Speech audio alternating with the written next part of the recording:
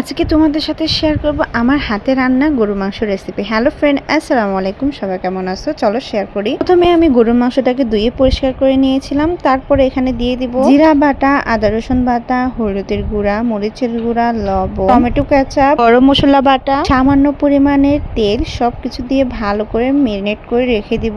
5 মিনিটের মতো হাতে মেখে সবকিছু সুন্দর মতো এবার রেখে দিব রেস্টে। তারপর এবার চলে যাব চুলায়। একটা কড়াই বসিয়ে দিব, দিয়ে দিব পরিমাণ মতো তেল, পেঁয়াজ কুচি। এখানে অনেকগুলা পেঁয়াজ দিয়েছি, আমি পরিমাণ বলবো না কারণ আমার মাংস 1 কেজি, সেই হিসাবে আমি সবকিছু দিয়ে দিব। এবার দিয়ে দিব কাঁচামরিচ। থেকে কিছুক্ষণ লাল লাল করে ভেজে নিব তেলের মধ্যে। এটা যখন হালকা ব্রাউন কালার হবে, এবার আমি ওই যে ম্যারিনেট করে রেখেছিলাম মাংসগুলা, ওগুলা দিয়ে দিব। এখানে আমার গরুর মাংস 1 কেজি, সেই পরিমাণে আমি সব মশলা ইউজ করেছি, তাই তোমাদেরকে পরিমাপটা বলি নাই। যাই হোক, আমি সবকিছু দিয়ে সুন্দর করে মিক্স করে নিব, কিছুক্ষণ ভেজে নিব তেলের মধ্যে। এভাবে কিছুক্ষণ আমি কষিয়ে নেব। এবার ঢাকনা দিয়ে দিব, কারণ মাংস থেকে কিন্তু পানি বের হবে, সেজন্য আমি কোনো পানি ইউজ করি নেই। যাই হোক, দেখো কতটুক পানি বের হয়েছে। এবার আমি প্রায় আরো 10-15 মিনিট কিছুক্ষণ কষিয়ে নিব। এবার আমি পরিমাণ মতো পানি দিয়ে দিব।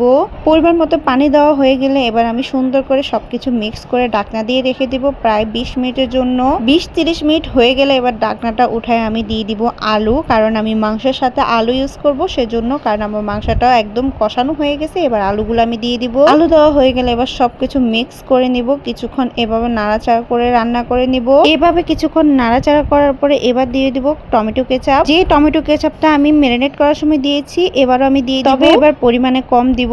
এই টমেটো কেচাপটা কিন্তু আমার হাতে বানানো যে কোনো মাংস বা যে কিছুর সাথে কিন্তু দেওয়া যায়। যদি রেসিপি চাও অবশ্যই কিন্তু আমি দিয়ে দিব। যাই হোক, এবার ভালো করে সবকিছু মিক্স করে দিব। তো একটু রান্না হলে আমি একটু ঘি দিয়ে দিব, আসলে ঘি দেওয়াটা স্কিপ হয়ে গেছে। যাই হোক, এবার আমি সুন্দর করে ঢাকনা দিয়ে কিছুক্ষণ রান্না করে নিব।